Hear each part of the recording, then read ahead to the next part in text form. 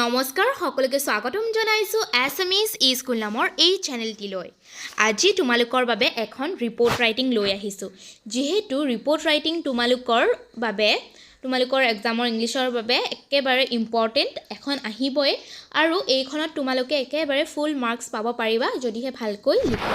সেয়েহে আজি এখন লৈ আহিছো বেংক ৰবাৰী আৰু ডেকয়টিৰ ওপৰত। তো প্ৰশ্নটো তোমালোকৰ আহিব write a report on a bank robbery incident at a particular প্লেচটো ধৰি দিব পাৰে। তাৰ উপৰিও তোমালোকক কিছুমান ডিটেইলছো দি দিব যে অমুকত হৈছে, ইমানটা বজাত হৈছে, টাইমটো দি দিব। তাৰপিছত ইমান টকা লৈ গৈছে, 10 লাখ টকা, 5 লাখ টকা, সেইটো দি দিব পাৰে। তাৰপিছত গানছ লৈ আহিছিলে, তেনেকুৱা দুই এটা শাৰী তোমালোকক দি দিব পাৰে আৰু সেই দুই এটা শাৰী তোমালোকে তাত ইনক্লুড কৰি দিব লাগিব। মই যিখন ৰিপৰ্ট লিখিছোঁ সেইখনতে তোমালোকে সেই লাইনছবিলাক এড কৰি দিব পাৰিবা, ঠিক আছে, বা ৰিপ্লেচ কৰি দিব পাৰিবা। মই যদি এটা লাইন লিখিছোঁ গানছ আনা বুলি, তেনেহ'লে তুমি তাৰ ঠাইত তোমালোকৰ যদি উল্লেখ আছে যে নাইফ লৈ আহিছিল বা কিবা বেলেগ লৈ আহিছিল, তেনেকুৱা কথাবিলাক তোমালোকে তাত ৰিপ্লেচ কৰি দিব পাৰিবা। মানে সেইটো মই যিটো লিখিছোঁ তাৰ সলনি ব্যৱহাৰ কৰি দিব পাৰিবা। ৰিপৰ্টখন লিখোঁতে তোমালোকে এটা টাইটেল দিব লাগিব। টাইটেলটো তোমালোকে বেলেগ বেলেগ ধৰণৰো দিব পাৰা, কিন্তু এই দুটা মই যিটো দিছোঁ এই দুটাৰ ভিতৰত যিকোনো এটা লিখিলেও হ'ব। A daring bank robbery and dacoity, এটা বৰ সাহসী বেংক ৰবাৰী বা বেংক লুটা ঘটনা আৰু ডকাইতি। আৰু নহ'লে দিব পাৰা যে looted 20 lakhs major bank robbery in Guwahati. যিটো ঠাইৰ নাম দিয়া থাকে সেই ঠাইৰ নামৰ লগতে যিটো এমাউণ্ট দিয়া থাকে, কিমান টকা লুটি নিছে বা কি লুটি নিছে, তো তেনেকৈ দিব পাৰা যে looted gold major robbery in Guwahati, তেনেকুৱা ধৰণৰো দিব পাৰা। ৰিপৰ্ট এখন লিখোঁতে তোমালোকে সদায় মনত ৰাখিবা, প্ৰথমে আৰম্ভণিতে তাতে তোমালোকে ডেটটো দিব লাগিব, তাৰিখ এটা দিব লাগিব আৰু যিখন ঠাইৰ ঘটনা লিখি আছা সেই ঠাইখনৰ নামটো উল্লেখ কৰিব লাগিব। মই গুৱাহাটীৰ ওপৰত লিখিছোঁ, সেইকাৰণে মই লিখিছোঁ Guwahati 11 June 2023। A bank robbery took place in Guwahati, এটা বেংকৰ ডকাইতি কাণ্ড সংঘটিত হৈছে গুৱাহাটীত। Leaving authorities and citizens in shock, আৰু এই ঘটনাটোৰ পৰা গোটেই মানুহখিনি আশ্চৰ্যত আছে বা আচৰিত হৈ পৰিছে। The incident occurred yesterday afternoon at one of the SBI branches located in the heart of the city, আৰু এই ঘটনাটো সংঘটিত হৈছে যোৱাকালি দুপৰীয়া এটা SBIৰ ব্ৰাঞ্চত, যিটো গুৱাহাটীৰ একেবাৰে মাজ মজিয়াতে প্ৰতিষ্ঠিত। The thieves managed to escape with a substantial amount of cash, আৰু যিকেইজন চোৰ আছিল তেওঁলোকে ভালেখিনি পইচা লৈ পেলাই তাৰ পৰা পলাই যাবলৈ সক্ষম হৈছিল।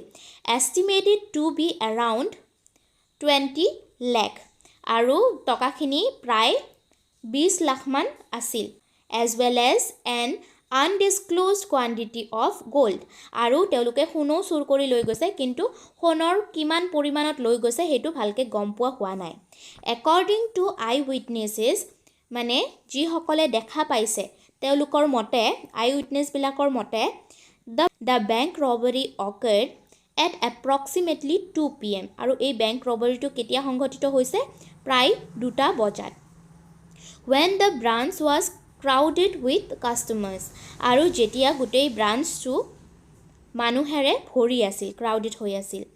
Gang of 4 dacoits stormed the bank premises armed with firearms, আৰু 4জন ডকাইতৰ এটা গেঙে বা গ্ৰুপে বন্দুক বা গানছ এইবিলাক লৈ পেলাই বেংকত সোমাইছিল।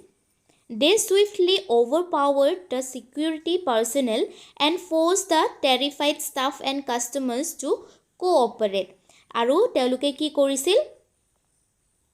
ছিকিউৰিটিৰ যিজন মানুহ আছিল সেই মানুহজনক ধৰি লৈছিল, ধৰি লৈ পেলাই গোটেই মানুহখিনি যিখিনি ভয় খাই আছিল সেই মানুহখিনিক ভয় খুৱাই পেলাই কোঅপাৰেট কৰিবলৈ, সহযোগ কৰিবলৈ কৈছিল বা অৰ্ডাৰ দিছিল। The robbers then targeted the cash counters to collect all the cash. তাৰপিছত সিকিউৰিটি গাৰ্ডজনক ধৰি পেলাই তেওঁলোকে কি কৰিলে cash counter ফালে গ'ল আৰু তাৰ পৰা গোটেই কেশখিনি উঠাই ললে.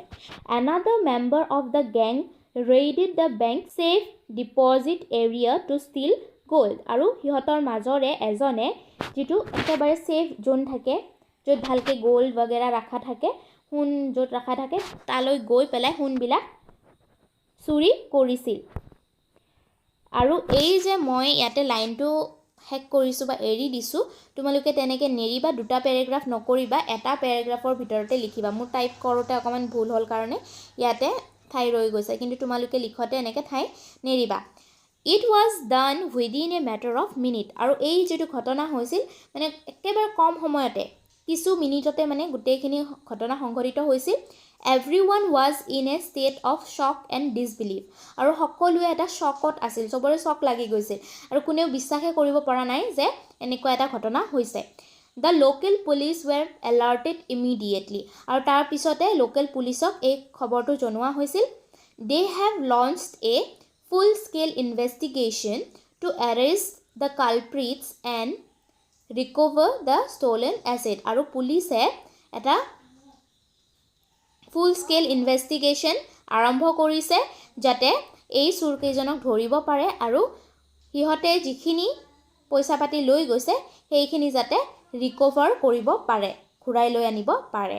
সো এইটোৱে আছিল আমাৰ বেংক ৰবাৰীৰ ওপৰত এটা ৰিপৰ্ট.